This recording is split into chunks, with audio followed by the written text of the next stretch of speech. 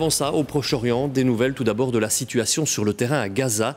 Les Israéliens viennent de déclarer que l'endroit est considéré désormais comme zone de combat dangereuse. Des frappes militaires ont encore eu lieu dans la ville et résultat, un nouvel exode s'entame et des milliers de civils prennent la fuite.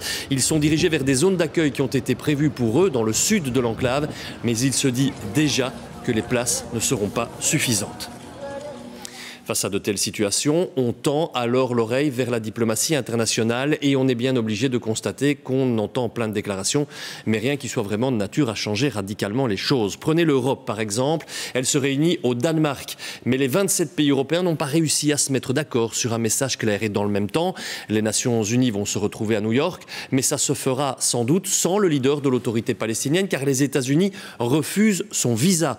Quand la diplomatie freine la diplomatie, voici les explications signées Pierre Bruire et Pascal Bustamante. Ces manifestants pro-palestiniens sont venus tenter de mettre les ministres des Affaires étrangères européens sous pression. Leur but, des sanctions contre le gouvernement israélien pour mettre un terme au conflit dans la bande de Gaza.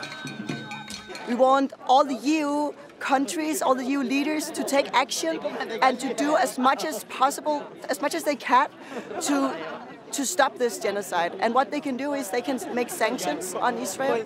Mais à l'issue de la réunion au cours de laquelle la question de Gaza a été évoquée, la chef de la diplomatie européenne semble devoir admettre un échec.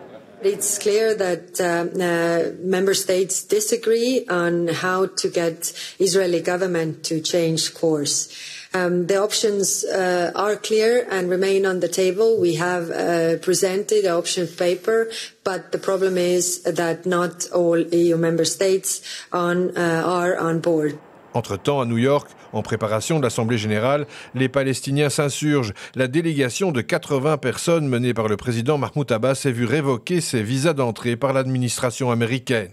Un fait inédit depuis 1988. À l'époque, l'Assemblée générale avait dû se déplacer à Genève pour permettre à Yasser Arafat, interdit de visa US, de s'exprimer devant l'Assemblée. This decision to ban Palestinians from reaching New York is a violation of international law. And more than that, it's an aggressive act against the victims, against the Palestinian people who come to the United Nations being the symbol of international law to bleed for their rights, to bleed for their freedom. Un point sur lequel les ministres européens des Affaires étrangères ont pu trouver un accord, une position européenne commune à minima, à seulement 2 semaines du début des travaux de l'AG de l'ONU, censé évoquer l'avenir d'un État palestinien.